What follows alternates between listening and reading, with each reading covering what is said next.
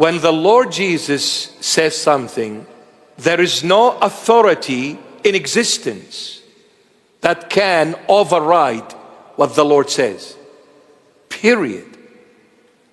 There is no authority in existence, whether in heaven, on earth, or below earth. There is no authority, no power that can override what Christ has already said. But we pray for them, we love them, and we ask the Lord to change them. But to accept them as Christians, for the church to accept such a lifestyle, then the church has veered off the road and it's following a false Christ, not the true Christ.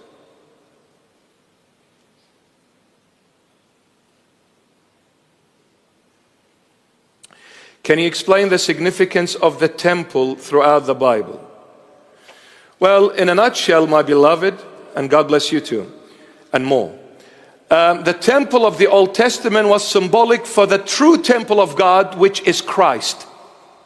So that temple of King Solomon, and even in the wilderness of Sinai, the desert Sinai, that tabernacle, that tent, all of that was symbolically illustrating the true temple who was going to come in the end times, called Christ. So the true temple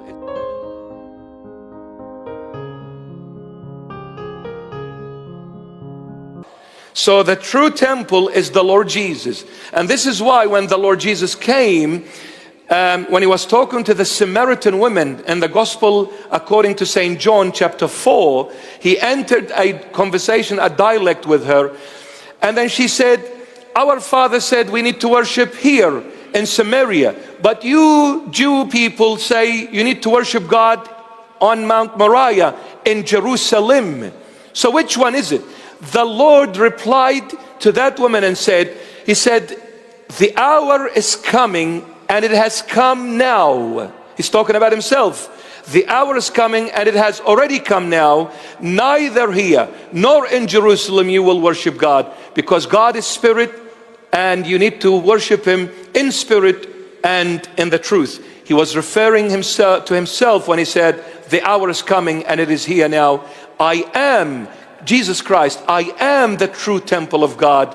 When I come, you need to worship God through me. And without me, there is no worship of God. Because I'm the only way to God. And I'm the only way your prayers are heard by God.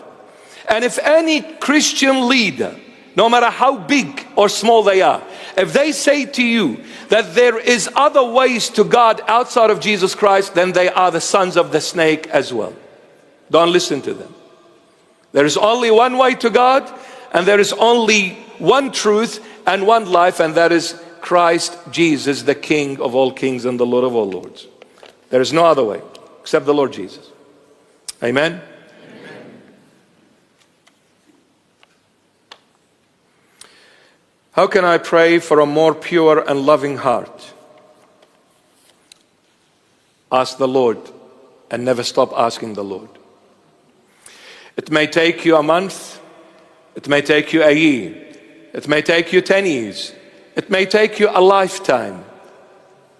But the only way for a pure heart and a loving heart is Jesus Christ of Nazareth. He needs to give you this, otherwise it is impossible. Keep on asking, keep on knocking.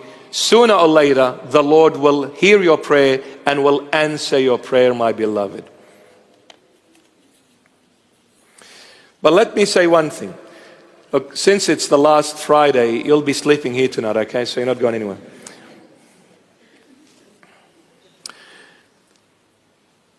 Let me say this to you as a word of encouragement. Quite often we look at ourselves and we think that we're going backwards instead of forward in our faith, in our love for the Lord Jesus.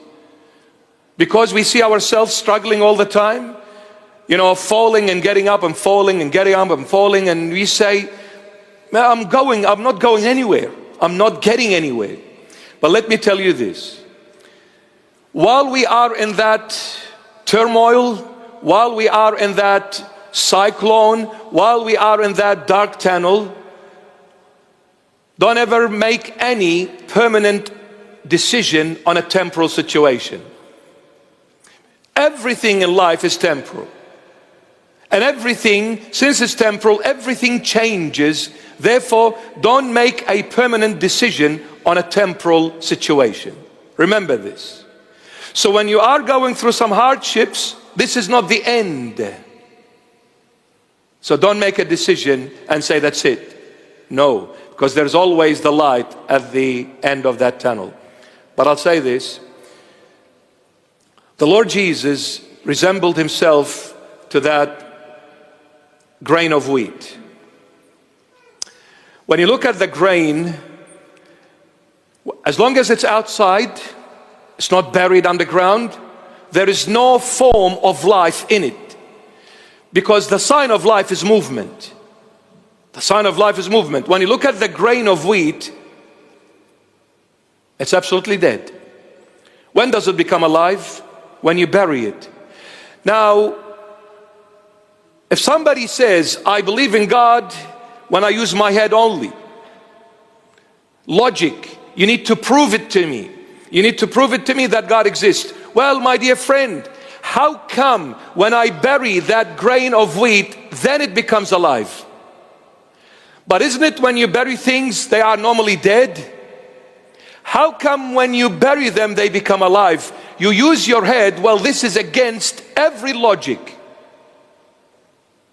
Then why do you believe by burying the grain of wheat, then and then only life is made possible? That's one. So we bury the grain of wheat and we cover it with soil. Becomes alive. It shoots the roots. There is a time frame for the roots to grow to maturity. The moment the roots grow to maturity, the stump starts shooting upward. And the stump has a time to reach maturity. The moment it reaches maturity, it stops, and then the flower starts growing. Until it reaches maturity and is ripe, it will have 40 grains of wheat in its head. One was buried, 40 were given. You see, when the roots, when the grain of wheat was buried, and then the roots started coming out of it. You see, the roots, the stump, and the 40 grains of wheat were hidden in this one grain. As long as the grain was on its own, it never realized I have all these components in me. When it got buried for the first time in its life, something came out of it called the roots.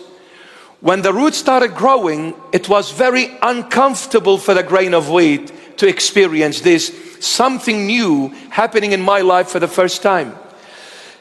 It took a little while to get used to the roots.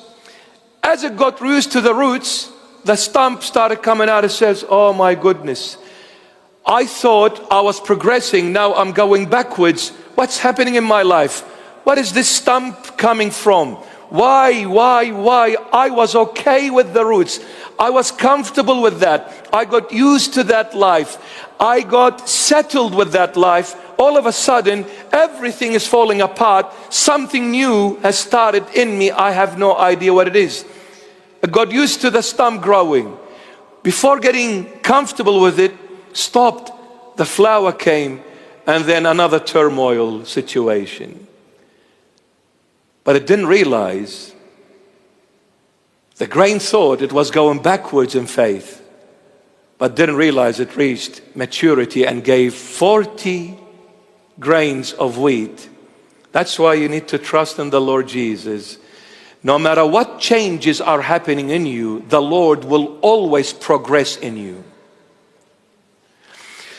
Human nature is not comfortable with change. Everybody is happy in their own circle. Oh, I don't want to move. Oh, I don't want to do this. I'm happy with the way I am. I'm comfortable where I am. Any changes, we become uncomfortable. Why? Because the change is something obscure, unknown to me. And anything that is unknown to me, I become anxious. I get worried and get anxiety and go and hit the pill down the gurgler to calm down the nerves. But no, Those changes, while they were happening, I thought I was going backward, but he who waits till the end shall live. When you trust in the Lord with all the changes and the uncomfortable things that are happening in your life, be assured the Lord who began the road with you will not leave you halfway. He will make sure you end up ending the race victorious. He'll make sure. So while you're uncomfortable because of the changes, trust in the Lord. He's progressing in you. Okay? Amen? All right. So, in other words, do not judge the situation using your head. Let God lead you, because He knows what He's doing and He knows what is good for you. He will never bring anything but good, even if it means the surgeon's knife cutting you in half. It is good for you. You got to trust the Lord. He is the doctor, and He is the good shepherd, and He is the only healer. Let Him navigate your steps in this life, because He knows how to get you home at the end. Trust in Him. Amen? There we go.